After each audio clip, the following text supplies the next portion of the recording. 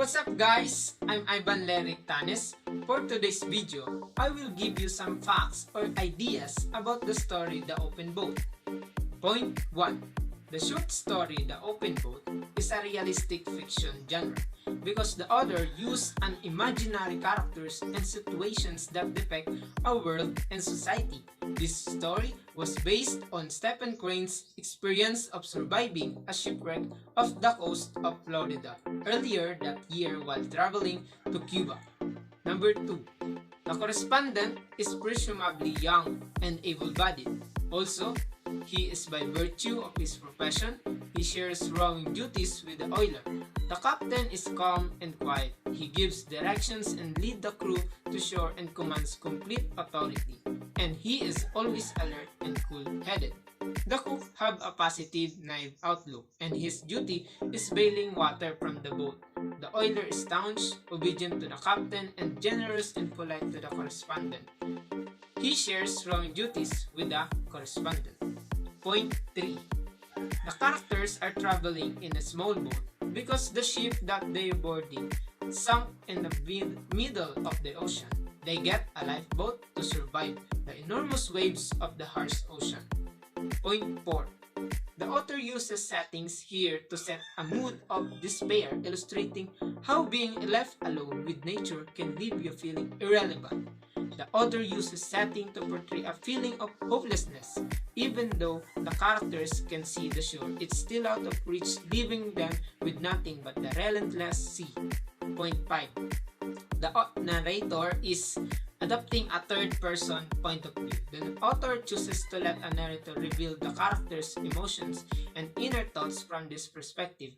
The reader can fully experience what happened during their struggles to survive. The correspondent acts as our eyes and ears in the boat. Point 6.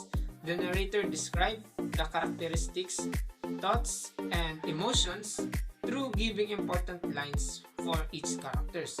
For example, the captain, though injured when the ship sank, he remains calm and quiet. He gives direction and leads the crew for safety. The cook, who is a positive thinker, he suggests the presence of a life-saving station and cannot help but turn his mind to simple pleasures of living land. The oiler, who is staunch, obedient to the captain, and generous and polite to the correspondent, and the correspondent, who is presumably young and able-bodied, is pleasantly surprised to find his heart warmed by the brotherhood that he and the crew have formed in the boat. Point 7. The men creates a good relationship to each other. They cooperate and give their best for them to survive in a small boat, despite of the problems they are facing in the middle of the sea. On the other hand, the captain prepares the men to handle the situation without relying on help from life-saving people. He has all the men exchange addresses of loved ones in case that everyone makes it to shore successfully. Point 8. The author illustrates that daunting task ahead of the men is to make the ocean like a character. Each wave is danger.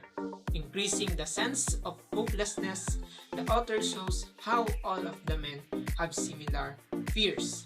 The author means to say that the men are so pessimistically frustrated that they are asking why nature would do this to them, especially after so much effort to survive.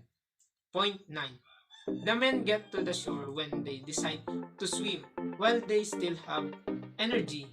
The oiler leads the group, while the cook and correspondent swim more slowly and the captain holds onto the keel of the overturned dinghy. On land, the correspondent drifts in and out of consciousness. But as he regains his senses, he sees a large number of people on the shore with rescue gear. He learns that the captain and cook have been saved but the oiler has died.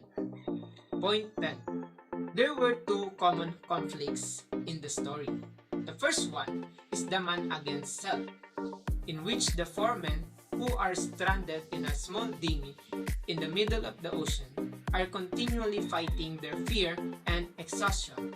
And the second one is man versus nature, which considers their most major conflict in the story. and tells how the four men navigate their little lifeboat throughout the harsh environment to enable them to survive. And that's all, guys. Thank you for watching.